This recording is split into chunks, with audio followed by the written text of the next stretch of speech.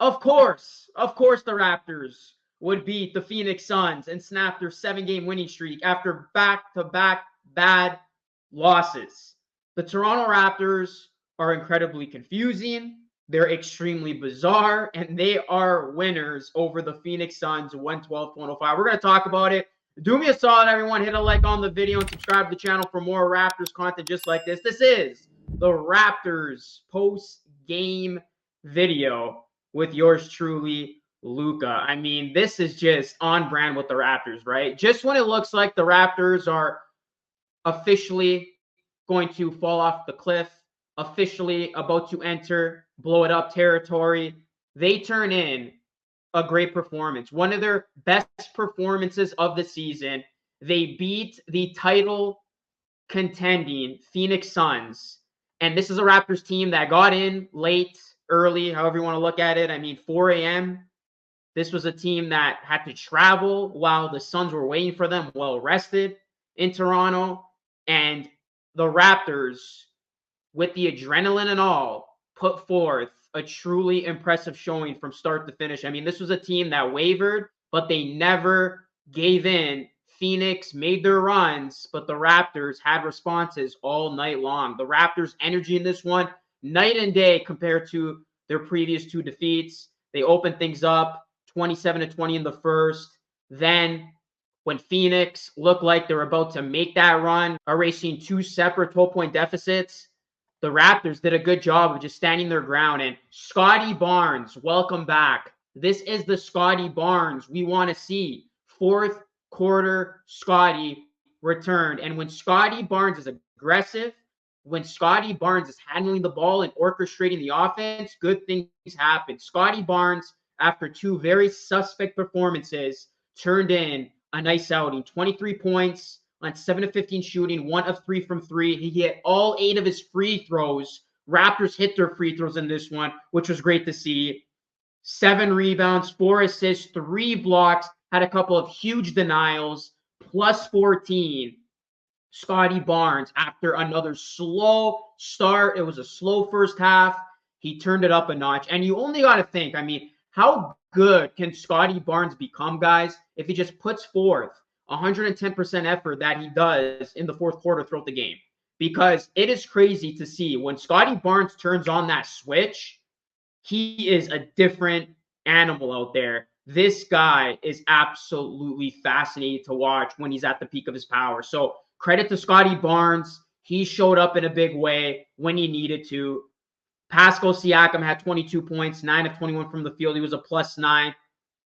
Those two players for the Raptors, both scoring 20-plus points. And OG, man, I got to give so much credit to OG. 13 points, 3 3-pointers. But how about the defensive job he did? I mean, it takes a special type of player to be able to hit a big shot and then go out there and guard Durant. And I got to give him a lot of credit because of that sequence. OG, Suns down by 2, hits a massive, massive 3 in the corner over KD. And then he plays as good of defense you can against Kevin Durant on the other end as KD misses the jumper. OG continues to be such a dynamic 3-and-D weapon for this Raptors team. Jakob Poeltl, he is in a solid stretch right now. He turned in another good game. 17 points, 8 of 9 from the field, sure-handed around the rim. I mean, very, very efficient. Jakob Poeltl continues to be the most efficient scorer from within 8 feet of the basket. Dennis Schroeder struggled from the field, but man, oh man, did this dude just have excellent court vision. 12 assists. Dennis Schroeder had 9 in the first half. I mean, Dennis Schroeder was just great in this game, setting up his teammates. It's like he had a third eye out there, always knowing where his players were going to go. Dennis Schroeder's playmaking in this game was just unbelievably solid. And then you look at the Raptors bench. You talk about the inconsistency, roller coaster. One time they're good, one time they're bad. How about Precious Achiuwa? You basically summed that up. I mean, there was talks about Precious Achiuwa potentially not being a rotation player because of how bad he was playing and pulling him out of the spot because of how poorly he was playing. And here he goes from that to putting in his best outing of the season. Precious, 14 points, 5 of 10 from the field, 10 rebounds, 2 steals. He was a +6. Precious Achiuwa had great minutes in this basketball game. And he just completely flipped the script. The naysayers, the slander that he was getting after the loss in Brooklyn, there was none of that in this one. Precious took it upon himself and went out there and had his best game of the season. And you only hope, if you're a Raptors fan, that he can be consistent with this type of performance, because Precious, he was very, very good, man. And it was great to see. This was Precious's best game of the season. Gary Trent Jr. very quietly continues to string together a couple of nice performances here. 13, once again, getting in double figures, 5 of 13 from the field. And Gary Trent Jr. and Precious gave the Raptors bench a much needed lift and boost when they needed it. And you got to credit the Raptors defense in this one, guys, particularly the job that, Scottie Barnes, just to credit him even more. I know I went off on Barnes doing an excellent job with his overall stats, but how about the defense he played, particularly on Devin Booker? Devin Booker, who was coming off a great performance against the Knicks, was held in check. 8 points, 2 of 12 from shooting, 0 of 4 from 3. Obviously, he came in and out of the game with that injury to his calf, but Devin Booker was a non-factor. -15. He was effectively shut down, and Kevin Durant can only do so much of the heavy lifting himself. KD, great player that he is, 30 points, but it took him 30 field goal attempts. He was 11 of 30. So you got to credit the Raptors' defensive job in this one. OG Anunoby, like I said, big. Scottie Barnes, terrific. The Raptors held the high-powered Suns offense in check. A team that had come into this game 7th in points per game, one of the better shooting teams. The Suns shot it 40% from the field, only 26.9% from 3.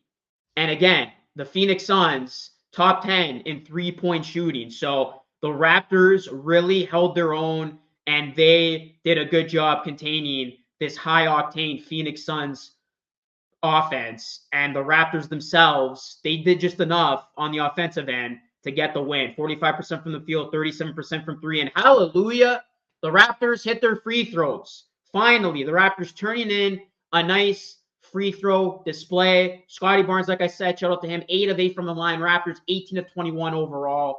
That's what you need to do when you are playing in these games. You're going to have to hit your free throws, especially against teams as good as the Suns. Raptors finally delivered.